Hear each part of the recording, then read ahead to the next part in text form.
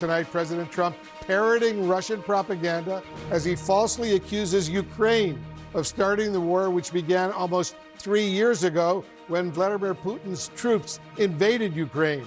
I want to bring in our chief national affairs correspondent, Jeff Zelensky. He's traveling with the president in Florida. So, Jeff, what exactly did President Trump say? Well, if it was some of the sharpest criticism we have heard directed from the Trump administration, or in fact any American president, at the Ukrainian President Volodymyr Zelensky, of course, this is coming on a day when the U.S. and Russia were meeting to talk about the very fate of Ukraine. Zelensky did not have a seat at the table. But the president was asked specifically about that just a short time ago at his Mar-a-Lago resort. He fired back at Zelensky, suggesting that he could have stopped the war 3 years ago. I think I have the power to end this war, and I think it's going very well. But today I heard, oh, well, we weren't invited. Well, you've been there for 3 years. You should have ended it 3 years. You should have never started it. You could have made a deal. You could have made a deal. You should have never started, of course. Well, that is not just a misstatement of history, of course. Russia invaded Ukraine, as we all saw and witnessed 3 years ago, nearly to this date. But Russia also has the history of Ukraine. I mean, when during the first Trump administration, their incursion was spreading and growing. But the American president did not stop there. He went on to essentially belittle and question the authority of the Ukrainian president. He said his approval rating was at 4%. There is no evidence to back that up. The latest poll from a couple months or so ago was right around 50%. Never mind that, he also questioned his leadership and said that there should be new elections. Now, of course, there have not been elections in Ukraine because martial law was called because of the Russia invasion. But we'll take it all together here, as this is coming as peace talks are just dramatically intensifying between the U.S. and Russia, as we saw in Saudi Arabia. There's no question that you odd man out here, and Trump was very eager to fire back at Zelensky and certainly not defend him today, Wolf. Truly outrageous comments. Jeff Zelensky, thank you very much. All of this comes as U.S. and Russian diplomats kickstarted their talks in Saudi Arabia aimed at trying to bring the war to an end without Ukrainian negotiators in the room. Our chief national security correspondent, Alex Marquardt, is joining us now from the Saudi capital of Riyadh. Alex, how is this comment, this latest comment from President Trump, going to be received? Well, Wolf, this will strike at the deepest fears that the Ukrainians have of how President Trump views the conflict and who is responsible, and concerns over concessions to the Russians. The president here laying blame at the feet of the Ukrainians. You know, he's going beyond the usual anti-Ukrainian talking points of the fact that this war has been dragging on for 3 years and cost the U.S. tens of billions of dollars, going beyond the Russian talking points that, in fact, it was Ukraine who provoked this war by getting too close to NATO, too close to the EU, moving away from Russia, saying here very clearly that this was Ukraine's fault and that Ukraine started it. And Jeff Zelensky is absolutely right. We know that that is not true. We know that it was Russia who launched this war February 24th of 2022. They came in from the north, from the east, and from the south. And so there's no question about that. Where we go from here, very much remains to be seen. He is essentially undercutting his negotiating team here in Riyadh, just striking statements from the American president that will further raise concerns about the concessions that many accuse the U.S. of giving to Russia at this point without getting anything in return. Wolf. Alex, what came from the talks between the U.S. and Russian diplomats in Riyadh, where you are, earlier today? Well, Wolf, this may be remembered as the moment, or one of the moments, that Russia essentially came in from the cold, was recognized again by the West. Here we saw President Putin's top aides sitting across the table from the top American national security officials. The American delegation tried to downplay the fact that the Ukrainians were not there, that the Europeans were not there, downplay the fact that they were just meeting directly with the Russians by saying that you have to meet with adversaries in order to get to a peace deal, arguing that this was just the first step in a very long process. Here's a little bit of what Secretary of State Marco Rubio had to say earlier today.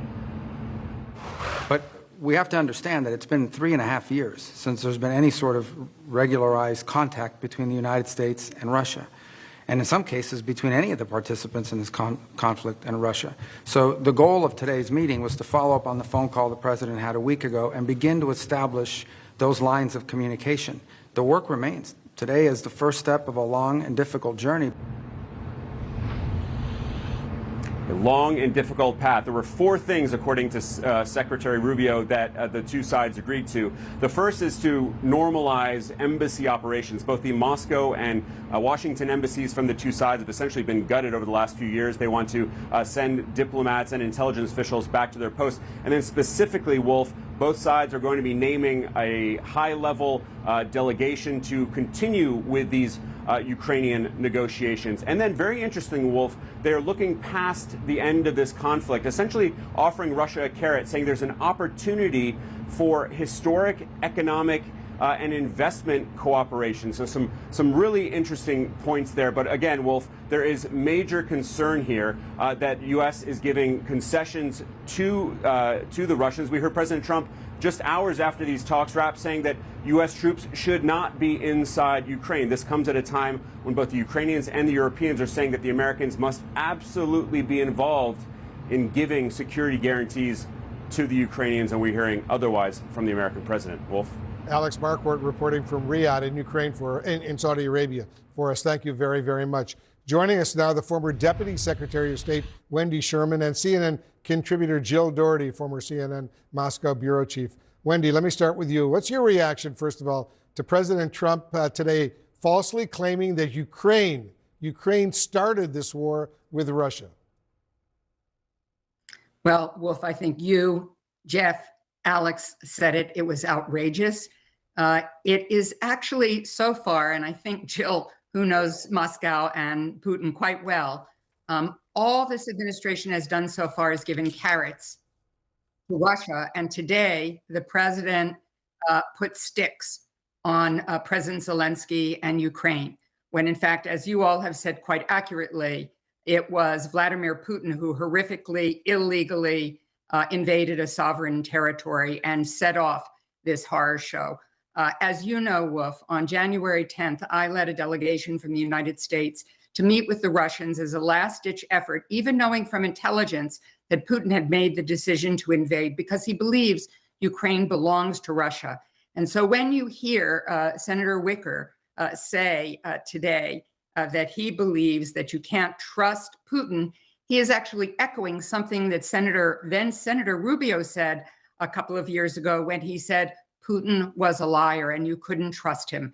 So the fact that the administration has begun with Russia, has given them embassy normalization, saying NATO, Ukraine can't get into NATO, saying that in fact no troops from countries who are part of NATO can ever be there as peacekeepers, said by Lavrov today. The administration saying it may take troops out of the Baltics, saying that Zelensky and the European Union can't be at this meeting.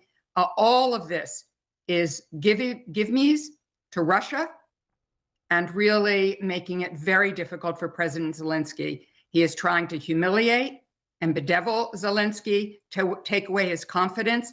But having been to Ukraine during this war, I can tell you that the Ukrainians are resilient, they are tough, and they will not back down to a just and durable peace. Jill, let me play that little clip. This is Senator Roger Wicker. He's the chairman of the Senate Armed Services Committee, speaking earlier today. Listen to this.